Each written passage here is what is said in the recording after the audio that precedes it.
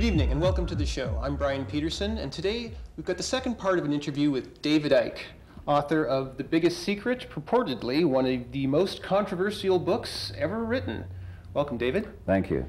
Now, you've had a really rough ride since you've been in Canada on this trip. A lot of accusations have been thrown around that you're an anti-Semite. Oh, aye. Sorry, I'm just going to nod off, Brian. Wait me a sec. You know. Well, people are interested. Are you, in fact, an anti-Semite? No. One of the books they're complaining about is one called And the Truth Shall Set You Free, which is was actually funded into existence by a Jewish friend of mine, David Solomon from Liverpool, England. It was edited by Sarah Benjamin Rhodes from Santa Fe, who was brought up as a Jewish family. And the fact is that what I'm exposing, a great part of what I'm exposing, is that Nazism did not end in 1945. It just removed its jackboots and its uniforms and put business suits on. One of the things that I expose, for instance, in one of the books they're complaining about, is that race purity movement did not end in 45 with Hitler. It's continued today. The same people who were funding the eugenics race purity movement in the first half of this century were the same people who launched and have funded population control. Population control is now just another name, not in every case, but certainly in its core motivation, through organizations like Planned Parenthood, is just another organization for race purity. And if you look at the programs, the people they want to reduce in the world invariably have black faces or not white faces. And also, as I point out in my books, there is no group of people who have been more mercilessly abused by this manipulation than Jewish people. I mean, just look at Germany and other occasions through history. So it's a nonsense. In fact, it's the reverse of what I'm saying. And perhaps rather than focusing on just that, people might turn their attention to the people who are saying something that is quite obviously nonsense and ask what their agenda is and why they're saying something that's so blatantly untrue.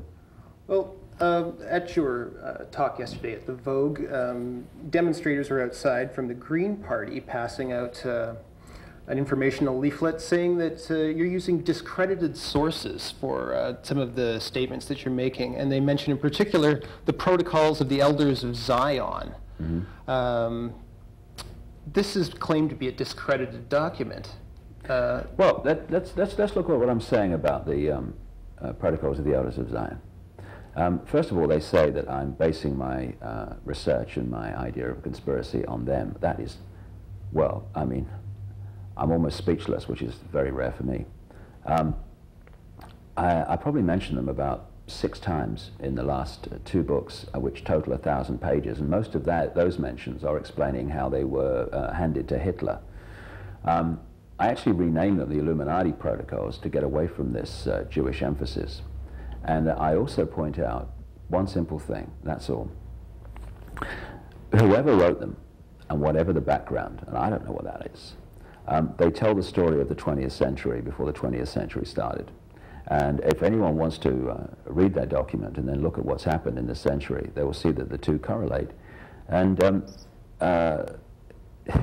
you know, people talk about the need for a free flow of information, but what they mean is the free flow of information they want to hear. Now, people are frightened of freedom. I hear the Christian patriots say they want to replace the New World Order and the centralization of global power with freedom, but when you talk to them enough, they want to replace it with a Christian-based country, one nation under God. They don't want freedom. They want to replace a dictatorship they don't like with a dictatorship they do. And the reason that I unite all hierarchies, whether it's Islamic, because you see, when I'm in South Africa, they don't call me anti-Jewish, they call me anti-Islam. And you know, the Christians in America don't like me too much when I'm talking about some of the stuff that they are putting around. I'm challenging all hierarchies because I'm challenging the imposition of another's view on other people. And what's interesting is that I unite in condemnation various groups who on any other issue would be vehemently opposing each other. And yet at the same time, in the audience at the Vogue in Vancouver were people from all these different belief systems in the audience. I'm trying to point out that all hierarchies operate the same. I don't care if it's a Jewish hierarchy or a Christian hierarchy or an Islamic hierarchy or a far-right hierarchy or a far-left hierarchy or a Green Party hierarchy. And I've seen the hierarchy within the leaderless bloody Greens. I'll tell you, I was in the British Green Party. Crikey, talk about handbags at 10 paces with the greatest respect to women. I mean, you know, it's unbelievable. And I'm just pointing out that they might have a different name on the door, a different dress on, but all hierarchies operate the same. You say some very grotesque things about some of our world and business leaders, that they're Satanists, that they engage in pedophilia, child sacrifice. How is it that you haven't had your ass sued off? Well, that's an interesting thing. I mean, there was a presenter on 1040 who had a diatribe about me and said, I can't understand why this man hasn't been sued and all this stuff. Well, if it is possible for him to engage some brain cell activity, he might ask the question, could what is being said possibly be true? And therefore, no one's going to want to go to court with it. I named, for instance, Brian, a guy called Ted Heath, who was the British Prime Minister between 70 and 74, a guy that took us into the European spider's web and has pressed right to the present day for us to go further and further into it. So, you know, national laws in Britain have no meaning if European law says something different. And, you know, I have a simple philosophy. If it's true, let's say it. If it's not true, we shouldn't dream of saying it. And enough people have told me of their experiences with Ted Heath for me to pass the line where I would go public with it. And I talked to him about him in The Biggest Secret being a paedophile, being a child murderer, a torturer of children, and a Satanist. And a journalist went to him, and this is last 13 months ago, and read from the book and said, what are you saying about this guy? What was your reaction? And he said, oh, I just think David Icke must be ill. That guy could have shut that book down, not a problem, but he had to go to court to do it. And he's a very rich man, he's a wealthy man. It's not the money that would have stopped him doing it. But they haven't. No one's gone to court. I'm talking about Mohammed Al-Fayed in there, making key decisions without which the crash in the Pont d'Alma tunnel with Diana, Princess of Wales, could not have happened. Al-Fayed hands out libel suits in Britain like bloody confetti. You know, not a line, not a word, not a reaction. And it's the same wherever I go. And I talk about George Bush, but you see, it's not just me talking about George Bush. There's a book called Transformation of America that has massively exposed what George Bush did to the author of the book. That's been circulating in Canada, where she also mentions Pierre Trudeau and Brian Mulroney, and it's circulating in America now for getting on for 10 years.